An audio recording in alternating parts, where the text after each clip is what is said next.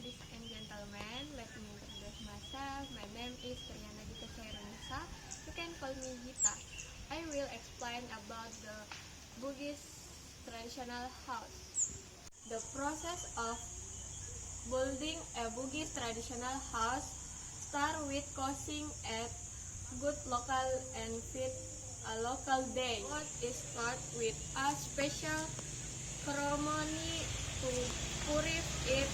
After that, the main pole and posibola is set up as the center of the house, followed by building the frame walls and roof.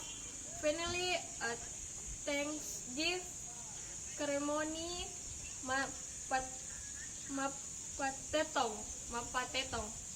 mappatetong bola is held to pray for safety and blessings for the family.